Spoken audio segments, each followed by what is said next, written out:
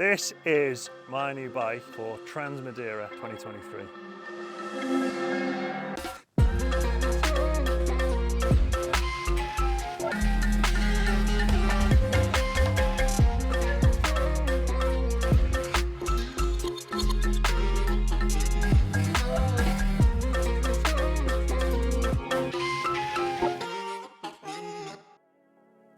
It's a Santa Cruz Megatower frame in extra large. So what I would change from stock straight away on the frame is the shock on with the Öhlins in 65mm stroke, which gives it 170mm travel. Paired up front with a RXF 36, 38 in 170. That's what I've known and I've had on all my bikes for the past 5, 6, 7 maybe bikes. So super at home with it. The one thing I might change is I might go 180 on the fork. I don't know, I've never done it, but I'm tempted to try it. On the shock, I've got a 525-pound spring. It gives me about 30% sag, and I've got 8 clicks from closed on low speed. I've currently got the high speed wide open. I was in position 1. I might run that in position 2, depending on how it feels when I'm out in Trans Madeira. Then the fork, I've got 130 in the main chamber, 260 in the ramp chamber. I've got 8 clicks on the low speed and 1 click on the high speed. Rebound, I can't remember, it's set pretty fast, so it's kind of super tracks the ground. That's what I like about having this suspension super fast, is that your wheels are always on the ground, you get a little bit more traction. So onto the cockpit up front, Burgtec stem, 42.5mm silver, with the top cap and bolt, all in silver, along with the Hope top headset race. Carbon bars in 30mm rise, uncut, 800mm wide, grips, push on grips, not lock on. So I've got Sensus EMJ, glued on with Renthal grip glue, and I absolutely love them. I've got them on every bike now. Super comfy, super kind of squishy, so you can squish them, and they've got a plastic cover underneath, so it's all rubber on your bar, really like it. And then Hope brakes. I had the V4s, I've gone for E4s with 220 rotors, so bigger rotor, but slightly less power in the brake. So that's there's exactly the same master cylinder, but a smaller slave cylinder essentially in the caliper, and it gives a slightly firmer lever feel and less throw, interestingly, on the E4. And the rotors are 220 SRAM HS2. I was tempted to run the 2.3 rotors or the Hope floating rotors, but I thought I'd keep it simple with what I know with the SRAM 220.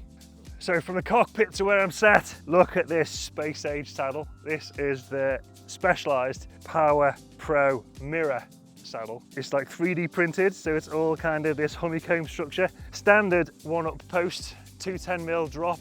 I mean, I'm pretty tall, but I just don't need a 240. I think if this slammed, that's exactly the kind of height I want when I'm descending, and that's the exact saddle height I want when I'm climbing, so I don't need a 240. I could fit one, but I don't need one. Instead of carbon wheels like I've had before, I've got aluminium. So I built myself a set of aluminium wheels, DT 240 hub, DT EX511 rim with 28 holes front and rear, and DT comp spokes. Now the reason I went aluminium is because I wanted a little bit more compliance in the wheel, so that when I'm on the bike 5 days going as hard as I want, I'm not going to have that kind of firm feeling through the wheels. Save my hands a little bit on the long descents, but also a little bit more grip. You find like a super stiff carbon wheel will feel mint when you're railing like a berm, and you really want that stiff feeling from the wheels. But when you're on off camber, something like an off cambery rocky section, you can get that chuddery feeling on carbon when it's super stiff. And I want to avoid that, have it as super compliant as possible. So I've gone EX511 rims, low spoke count with 28 holes. Hopefully I won't be needing the spoke key too much during the race.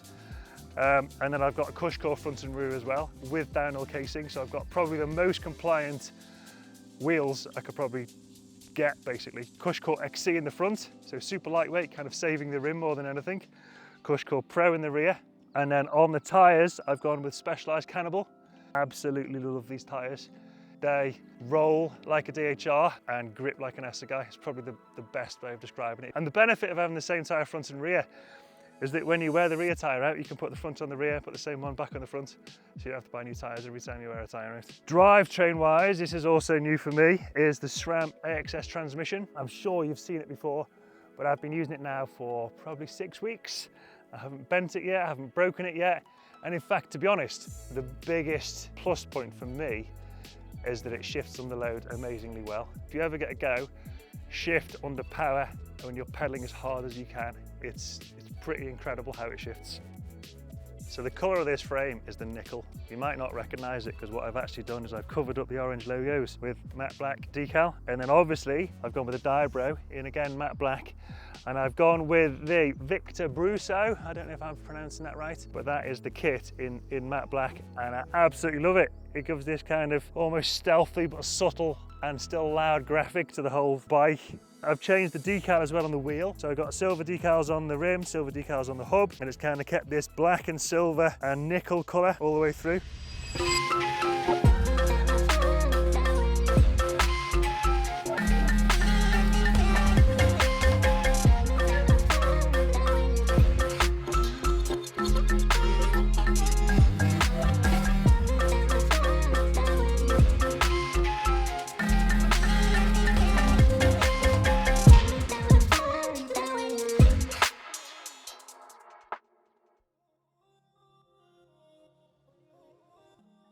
If you race downhill in the noughties, you'll have seen one of these bar timers, and I found one on Amazon and had to buy one again because I'm not racing before I get to Trans Madeira this year, and I hate the first feeling of the first race against the clock. I'll explode in the first corner, and now I will. Makes me push a little bit harder and should make me feel a bit more natural riding against the clock on the first run in Trans Madeira.